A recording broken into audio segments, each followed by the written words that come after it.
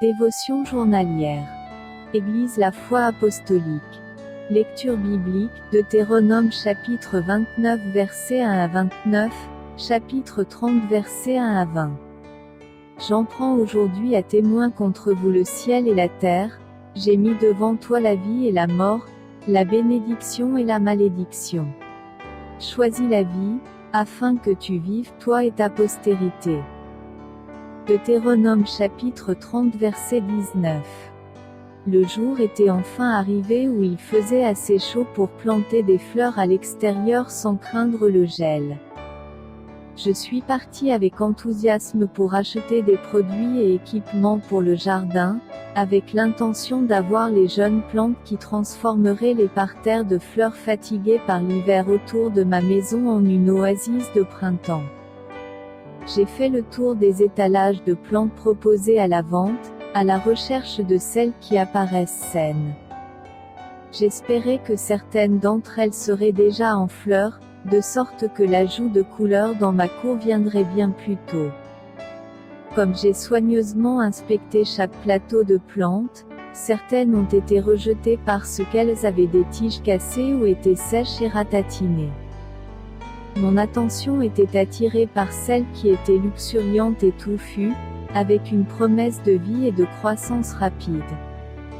Enfin, satisfait d'avoir sélectionné les meilleures plantes disponibles, je me suis dirigé vers la caisse afin de pouvoir payer mon assortiment et rentrer chez moi pour commencer mon projet. Tout comme nous sommes inévitablement attirés par les plantes les plus saines du centre de jardinage, les légumes les plus frais au supermarché ou la voiture la plus récente qui n'a ni bosse ni égratignure, Dieu nous a demandé de choisir la vie dans nos marches chrétiennes.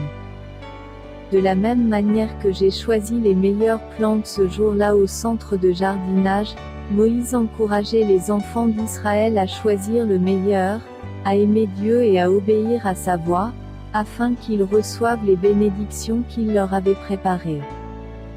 Comme tout part peut en témoigner, les jeunes enfants réagissent bien au concept des actions et des conséquences.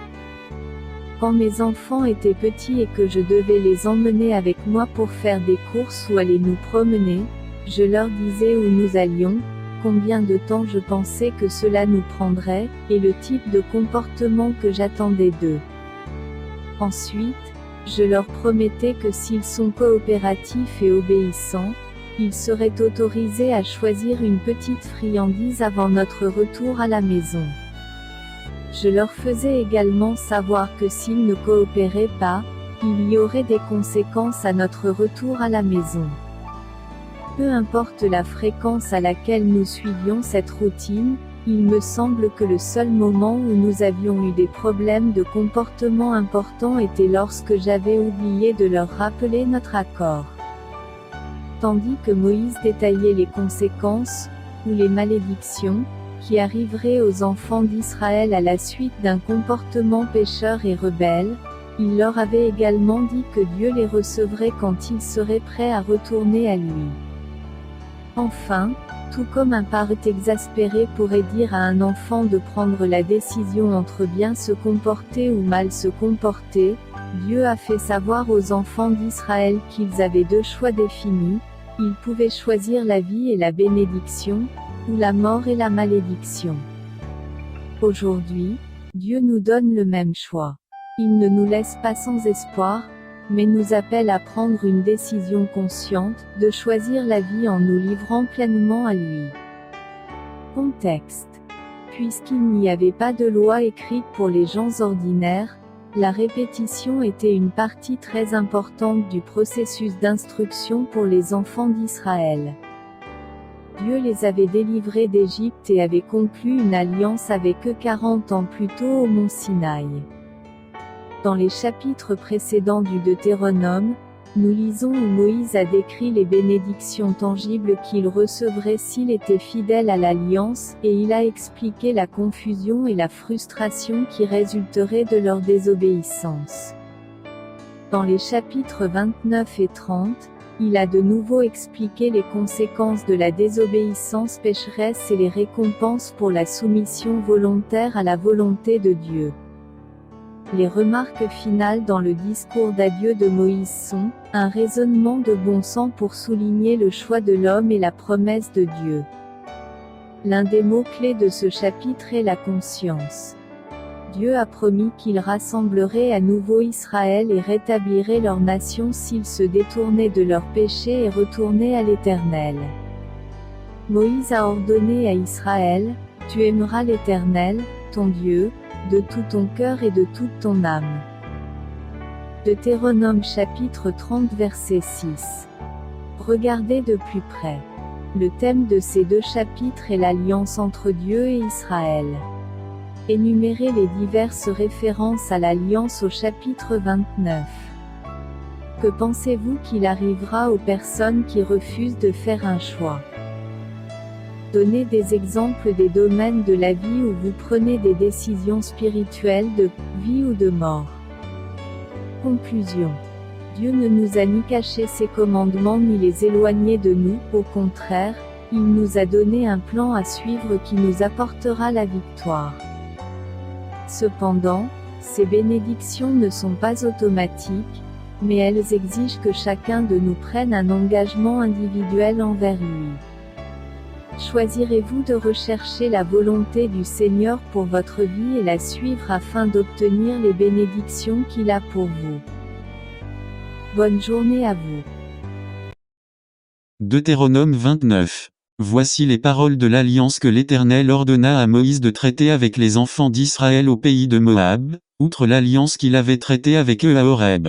Moïse convoqua tout Israël, et leur dit, « Vous avez vu tout ce que l'Éternel a fait sous vos yeux, dans le pays d'Égypte, à Pharaon, à tous ses serviteurs, et à tout son pays. Les grandes épreuves que tes yeux ont vues, ses miracles et ses grands prodiges. Mais, jusqu'à ce jour, l'Éternel ne vous a pas donné un cœur pour comprendre, des yeux pour voir, des oreilles pour entendre.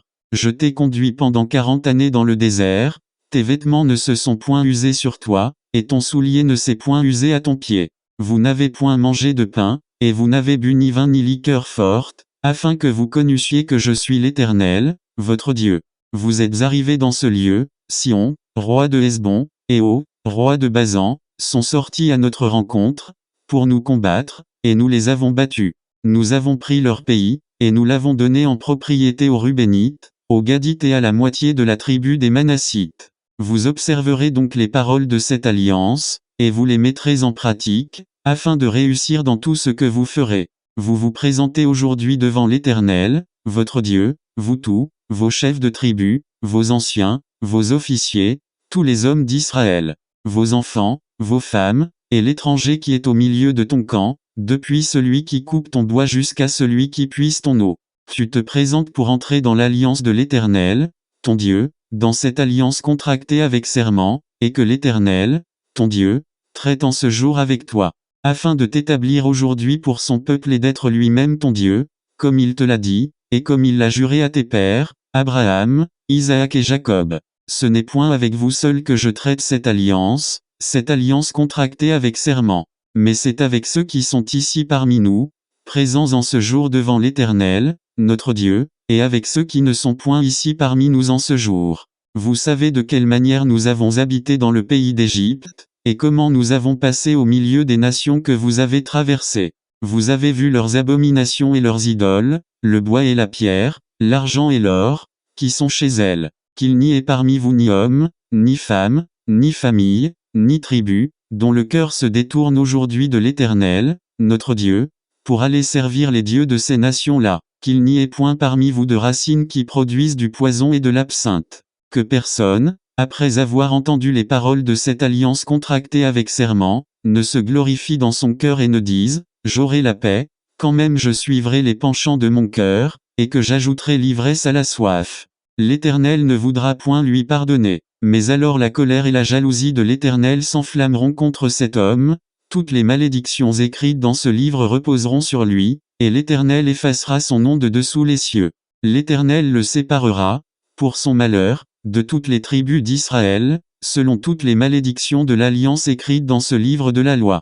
Les générations à venir, vos enfants qui naîtront après vous et l'étranger qui viendra d'une terre lointaine, à la vue des plaies et des maladies dont l'Éternel aura frappé ce pays, à la vue du soufre, du sel, de l'embrasement de toute la contrée, où il n'y aura ni semence, ni produit, ni aucune herbe qui croisse, comme au bouleversement de Sodome, de Gomorrhe, d'Adma et de Tseboïm, que l'Éternel détruisit dans sa colère et dans sa fureur. Toutes les nations diront, pourquoi l'Éternel a-t-il ainsi traité ce pays, pourquoi cette ardente, cette grande colère? Et l'on répondra, c'est parce qu'ils ont abandonné l'alliance contractée avec eux par l'Éternel, le Dieu de leur père, lorsqu'il les fit sortir du pays d'Égypte. C'est parce qu'ils sont allés et servir d'autres dieux et se prosterner devant eux, des dieux qu'ils ne connaissaient point et que l'Éternel ne leur avait point donnés en partage. Alors la colère de l'Éternel s'est enflammée contre ce pays, et il a fait venir sur lui toutes les malédictions écrites dans ce livre. L'Éternel les a arrachés de leur pays avec colère, avec fureur, avec une grande indignation, et il les a jetés sur un autre pays, comme on le voit aujourd'hui.